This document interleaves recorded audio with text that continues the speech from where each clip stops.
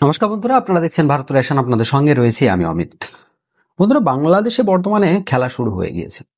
আপনারা সকলেই জানেন 1 বছর কমপ্লিট হয়ে গিয়েছে। এখন শুধু শেখ হাসিনার বাংলাদেশে প্রবেশ করাটাই বাকি। দেখুন, দেশের মধ্যে পুরো তোলপাড়, কি কি ঘটছে সেগুলো নিয়ে আজকে আলোচনা করব। রিসেন্টলি একটা ঘটনা ঘটেছে বাংলাদেশের পার্বত্য চট্টগ্রামের খাগড়াছড়ি এলাকাতে। খাগড়াছড়িতে কি হয়েছে? এক বালিকার রেপের ঘটনা নিয়ে সেখানে কিন্তু উত্তাল হয়েছে। আর সেই জায়গায় বিভিন্ন রকম বড় বড় ঘটনা ঘটে গেছে, যেটা এখনো ইউনূস সরকার নিজেরা স্বীকার করছে না যে সেটা তাদের ভুলে হয়েছে। তারা ইন্টারন্যাশনাল মিডিয়া থেকে শুরু করে বিবিসি, যেমন ধরুন বিবিসি একটা ইন্টারন্যাশনাল মিডিয়াতে তারা কি দিচ্ছে ইনফরমেশন? তারা বলছে যে এগুলো বহিরাগত শক্তি, মানে ভারতের, পুরো নাম নিয়েই বলছে এটা ভারতের ষড়যন্ত্র, ভারতের দ্বারা এই ধরনের ঝামেলা সৃষ্টি করছে, এই ধরনের অরাজকতা বাংলাদেশে সৃষ্টি করা হচ্ছে। সম্প্রতি বাংলাদেশের স্বরাষ্ট্র উপদেষ্টা লেফটেন্যান্ট জেনারেল অবসরপ্রাপ্ত জাহাঙ্গীর আলম চৌধুরী বলেছেন, খাগড়াছড়িতে অস্থিতিশীল পরিস্থিতি তৈরিতে ভারত বা ফ্যাসিস্টদের ইন্ধন রয়েছে। ভারতের ইন্ধনে বা ফ্যাসিস্টদের ইন্ধনে এই ঘটনাটা ঘটাচ্ছে। দেখুন, এটা নতুন কিছু নয়। এই ইউনূস সরকার প্রথম থেকেই ভারতের দিকে আঙুল দিয়েছে, মানে আঙুল তুলেছে এভাবে যে যখনই তারা দেখছে যে আমরা হাতছাড়া করে ফেলছি আমাদের শাসন, আমাদের যে রাজত্ব, সেটা যখনই হাতছাড়া হয়ে যাওয়ার একটা সময় এসেছে, তখনই কিন্তু তারা ভারতের দিকে আঙুল তুলে দিয়েছে যে এইটা ভারতের জন্য হলো। মানে তারা চায় যে বহিরাগত কোনো শক্তির নাম দিয়ে দেশের মধ্যে যে ঝামেলাটা চলছে সেই ঝামেলাটাকে বন্ধ করার। আজকে দেখুন, বাংলাদেশে ভারতের বিরোধিতা প্রচুর রয়েছে, কারণ যে রাজাকারগুলো একটা সময় বাংলাদেশে বেঁচে গিয়েছিল, সেই রাজাকারের বংশ আজকে এতটাই বড় আকার ধারণ করেছে যে তারা বাংলাদেশের প্রায় 70% দখল করে ফেলেছে। তাই ভারত বিরোধিতাও বেশি স্বাভাবিক, কারণ রাজাকারদেরকেও তো একসময় মেরে তাড়িয়েছে ভারতীয় সেনারাই, তাই না? তাই তারাই আজকে ভারত বিরোধিতা করছে। আর এর ভয়ে এখন দেখছে যে যেহেতু আমাদের এই গদিটা নিয়ে টানাপাড়া শুরু হয়ে গেছে, তাই অন্য কাউকে তো একটু দেখাতে হবে, তাই আঙুল তুলছে ভারতের দিকে। যে ভারত সরকার আমাদের দেশের মধ্যে অরাজকতা সৃষ্টি করছে, এই ধরনের দাঙ্গা সৃষ্টি করছে। এটা আজকে নতুন নয়, এটা হচ্ছে বাংলাদেশের পুরনো পদ্ধতি। এই ধরনের বিপদের যখনই সংকেত ওদের কাছে আসে, তখন তারা কি করে? ভারতকে কাঠগড়ায় খাড়া করে দেয়। এতে কি হয়? দেশের মানুষের মেন্টালিটি ঘুরে চলে যায় কোথায়? ভারতের দিকে। তখন দেশের মধ্যে কি হচ্ছে সেটা কিন্তু দেখে না। রিসেন্টলি দেখুন, আওয়ামী লীগ যে জাতীয় পার্টি রয়েছে, ওখানকার আওয়ামী লীগ যে একটা এতদিন রাজত্ব করে এসেছে ভারতের, যবে থেকে ভারত বাংলাদেশকে স্বাধীনতা অর্জন করে দিয়েছে, ঠিক তবে থেকেই এই আওয়ামী লীগ কিন্তু বাংলাদেশের রাজনীতিতে আছে।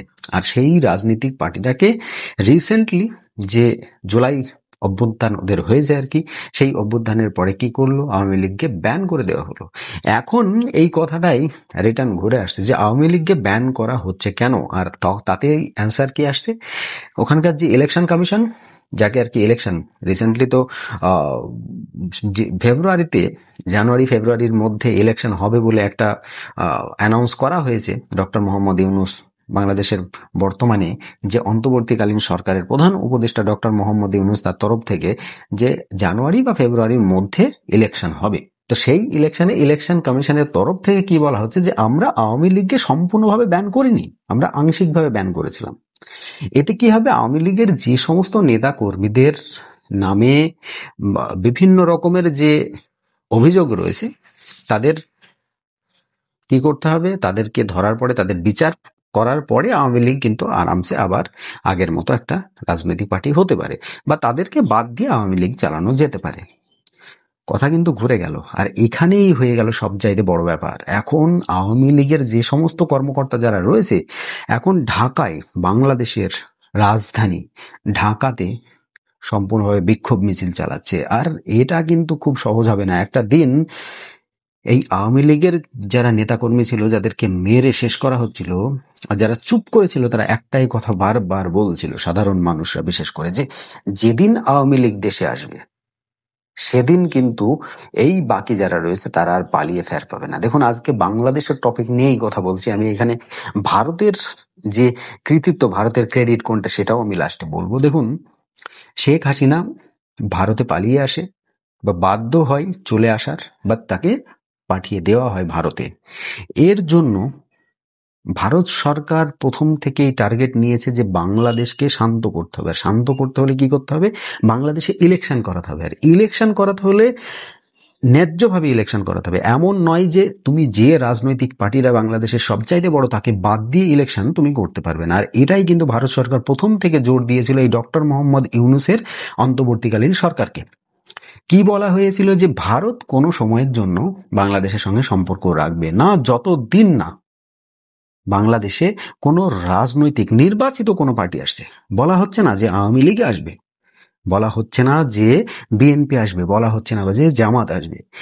একটা নির্বাচিত সরকার আসবে, তারপর ভারত সেই নির্বাচিত সরকারের সঙ্গে কথা বলবে। তাছাড়া এই অন্তর্বর্তীকালীন সরকারের সঙ্গে কথা বলার মতো কোনো রকম মেন্টালিটি ভারত সরকারের নেই, কারণ তারা হচ্ছে অবৈধ। আমরা যতদূর জানি যে বাংলাদেশের এই অন্তর্বর্তীকালীন সরকারের যে সময়সীমা সেটা কিন্তু ক্রস হয়ে গিয়েছে। এতদিন অন্তর্বর্তীকালীন সরকার থাকে না, একটা রাজনৈতিক পার্টি আসতে হয়। সেই জায়গায় দাঁড়িয়ে আজকে যারা অবৈধ একটা সরকার, সেই সরকারের সঙ্গে একটা ভারতের বৈধ সরকার বা ভারতের একটা নির্বাচিত সরকার কেন কথা বলতে যাবে? প্রথমত এখানেই তাই ভারত ক্লিয়ার কাট না করে দিয়েছে। আর এতে কিন্তু বাংলাদেশের সাধারণ মানুষ এখন বুঝছে। তাই যে সমস্ত নতুন নতুন দল রিসেন্টলি দেখছিলেন আপনারা, যে সার্জিস আলম বা বিভিন্ন রকম যে রাজনৈতিক নতুন নতুন পার্টির যে নেতারা যারা হয়েছে আর কি, যারা সমন্বয়ক যারা ছিল এক সময়, আজকে তারা কিন্তু পালানোর পথ খুঁজছেন। তারা তাদের পাসপোর্ট এবং বিভিন্ন রকম ভিসার অ্যাপ্লাই করছে বিভিন্ন জায়গায়, কিন্তু সেগুলো দেখুন করে তো লাভ নেই, কারণ বিচার তো তাদের হবেই। আজকে তাদের হাতে প্রশাসন আছে, তাই তারা আওয়ামী লীগকে যেভাবে, সাধারণ মানুষকে, সংখ্যালঘুদেরকে যেভাবে অত্যাচার করে গেল, তার ফল তো তাদেরকে ভোগ করতেই হবে, তাই না? তাই আজকে পালিয়ে ফের পাবে না। রিসেন্টলি দেখুন, বিএনপির যে এক সময়কার বড় নেতা ছিল, তার নামে এখন সমস্ত কিছু কোর্টে সমস্ত কিছু খারিজ হওয়ার পরেও সে কিন্তু দেশে ফিরে আসতে ভয় পাচ্ছে। কারণ কি বলুন তো? সম্ভব নয়। এখন আওয়ামী লীগের যে সমস্ত সাধারণ জনগণ, আমরা বেশ কয়েক মাস আগে বিভিন্ন ধরনের ভিডিও দিতাম আপনাদের এই চ্যানেলেই, আমরা দিয়েছি আপনাদেরকে শোনানোর জন্য যে সাধারণ মানুষ কি বলছে। সাধারণ মানুষ বলছে যে আমরা আওয়ামী লীগকেই ভোট দেব। যখনই একটা ভোটিং পোল করতে যাওয়া হচ্ছে, নিউজ চ্যানেল গিয়ে জিজ্ঞেস করছে যে আপনি আগামী দিনে 3টে পার্টি দেখানো হচ্ছে, বিএনপি, জামাত এবং এনসিপি, তো এই 3টে পার্টির মধ্যে আপনি কাকে চান? তো প্রত্যেকে একটা কথা বলছে, সাধারণ মানুষ যারা খেটে খাওয়া মানুষ। আমি কোনো রাজনৈতিক যে একটা মাথা বা ব্যক্তিত্ব, আমি তাদের কথা বলছি না। তারা কি বলছে? সাধারণ মানুষ, কোন একটা রিক্সাওয়ালা, কোন একটা চাইওয়ালা, তাদের কাছে জিজ্ঞেস করার পর তারা বলছে এখানে আর একজন ব্যক্তি কোথায় গেল, আর একটা চিহ্ন কোথায় গেল, আমরা সেই চিহ্নে ভোট দেব। তাহলে দেখুন তো, একটা যে দেশের ম্যাক্সিমাম মানুষ চায় যে আওয়ামী লীগ মানে সেই নৌকা চিহ্ন ফিরে আসুক, আর সেই দেশের সরকার এবং সেই দেশের প্রশাসন যদি তাদেরকে ব্যান করে রাখে, তাহলে কি সেই দেশটা কোনো সময় ঠিক থাকতে পারে? পারে না। পার্বত্য চট্টগ্রাম এলাকায় নাই ভারত ঝামেলা বাঁধালো, কিন্তু বর্তমানে ঢাকাতে যে আওয়ামী লীগের কর্মকর্তারা বিক্ষোভ করছে, সেগুলো কারা বাঁধালো? তাই ডক্টর মোহাম্মদ ইউনূসের এখন শুধু পালানোর পালা। রিসেন্টলি আমি দেখছিলাম যে একজন বলছে যে এইবার দেশ ছেড়ে পালাতে হলে আর একটা হেলিকপ্টার হবে না, কয়েক ডজন হেলিকপ্টার লাগবে দেশ ছেড়ে পালাতে। মানে এত মানে এত চোরের সৃষ্টি হয়ে গিয়েছে এই আওয়ামী লীগ সরকারের। শুধুমাত্র তখন কি বলতো যে শেখ হাসিনা আর তার সঙ্গে কয়েকজন নেতা, যারা ওই 4-5 জন নেতা নাকি চোর ছিল, তখন তারা বলতো, যারা অপোজিশন যারা ছিল। কিন্তু এখন সাধারণ মানুষ বলছে যে এত পরিমাণে চোরের সৃষ্টি হয়েছে আওয়ামী লীগ যাওয়ার পর, যে তাদের পালানোর জন্য আর একটা হেলিকপ্টার কোনোভাবেই সম্ভব না তাদেরকে নিয়ে যাওয়া, কয়েক ডজন হেলিকপ্টার লাগবে। তাহলে বুঝতে পেরেছেন তো যে দেশের মানুষের ক্ষোভ কোথায় গিয়ে দাঁড়িয়েছে। শুধু একটা সুযোগের অপেক্ষা, আর এই সুযোগটা খুব তাড়াতাড়ি আসতে চলেছে। রিসেন্টলি শেখ হাসিনা একটা প্রতিবেদন দিয়েছে, বিবিসিতে একটা ইন্টারভিউ দিয়ে বলেছে যে আমি খুব তাড়াতাড়ি বাংলাদেশে প্রবেশ করছি। তার মানে এতে কি হলো বলুন তো? সাধারণ যে সমস্ত আওয়ামী লীগের সাপোর্টার যারা ছিল এতদিন লুকিয়ে ছুপিয়ে কোনো রকমের নিজেদেরকে বাঁচিয়ে রেখেছে, আজকে তারা কিন্তু শক্তি পেয়েছে, তারা স্ট্যামিনা পেয়েছে যে না, আমাদের জননেত্রী আবারও আমাদেরকে সাহস দিচ্ছে, তিনি ফিরে আসবেন। আর এইবার এটা হতে বাধ্য, যেহেতু ইলেকশন কমিশন বলেছে যে আওয়ামী লীগ পার্টির ওপর ব্যান কিন্তু নেই, ব্যান রয়েছে সীমিত সময়ের জন্য সেই সমস্ত কার্যকর্তা যাদের উপর বিভিন্ন ধরনের এলিগেশন রয়েছে বা যাদের উপর বিভিন্ন ধরনের মামলা রয়েছে। তাহলে পার্টি যদি খোলা থাকে, মানে পার্টি যদি ইলেকশন লড়তে পারে, আওয়ামী লীগ পার্টি যদি ইলেকশনে দাঁড়ায়, তাহলে সেখানে রাজনৈতিক ব্যক্তিত্ব যেই হোক না কেন, শেখ হাসিনা থাকুক আর যেই থাকুক না কেন, পার্টি কিন্তু আবার দেশের একটা বড় অংশ ভোট কিন্তু গ্রহণ করবে।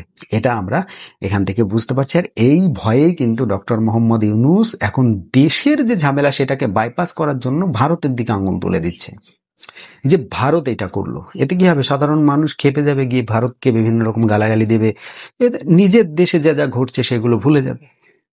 ওই যে খাগড়াছড়ি, পার্বত্য চট্টগ্রাম এলাকায় ভারতের থেকে গিয়ে দাঙ্গা বাঁধিয়েছে, ভারতের লোক গিয়ে নাকি ওখানে সমস্ত কিছু করছে, ওখানকে সাধারণ মানুষজন বলছে এতে ভারতের দোষটা কোথায়? ভারতের দোষ কিছু নেই। আমাদের জমি দখল করে নেওয়া হচ্ছে, আমাদের ঘর বাড়ি ভেঙে চড়ে দেওয়া হচ্ছে। আমরা এর আগেও দেখেছিলাম যে পার্বত্য চট্টগ্রাম এলাকাতে যে সমস্ত পাহাড়ি যারা রয়েছে, সংখ্যালঘু যারা রয়েছে, তাদের যে বাজারে মার্কেটে যে সমস্ত দোকান পাশার রয়েছে সেগুলোকে ভেঙে দেওয়া হচ্ছে। তাহলে সেই জায়গায় দাঁড়িয়ে আজকে বাংলাদেশের সাধারণ যে সমস্ত সংখ্যালঘু যারা রয়েছে তাদের তো একটা ক্ষোভ থাকছেই। আজকে প্রত্যেকদিন মার খেতে খেতে একটা সময় তো তারা মুখ ফিরে তাকাবে, একটা সময় তো তারা রুখে দাঁড়াবে, তাই না? আজকে ঠিক তারা রুখে দাঁড়িয়েছে। আর এই রুখে দাঁড়ানোটা ডক্টর মোহাম্মদ ইউনূসের যেন পিছন থেকে সুতো বার করে দেওয়ার মতো ব্যবস্থা। যাই হোক বন্ধুরা, দেখুন আপনাদের কাছে একটা ছোট্ট কোশ্চেন করে যাব, পার্বত্য চট্টগ্রাম এলাকাতে যা ঘটেছে তাতে কি কোনোভাবেই ভারত সরকারের হাত রয়েছে? অবশ্যই সেটা কমেন্ট বক্সে লিখতে ভুলবেন না, আপনার কি মতামত। আর আমার এই প্রতিবেদন যদি আপনাদের ভালো লেগে থাকে তো প্লিজ একটা লাইক করবেন, শেয়ার করে বন্ধু মহলে আর সকলের কাছে পৌঁছিয়ে দেবেন। আর আমার এই চ্যানেলটিকে সাবস্ক্রাইব করে পাশে থাকা বেল আইকনটিও বাজিয়ে দেবেন। আজকের মতো এই প্রতিবেদন আমি এখানেই সমাপ্ত করব। সকলে ভালো থাকবেন, সুস্থ থাকবেন। ধন্যবাদ।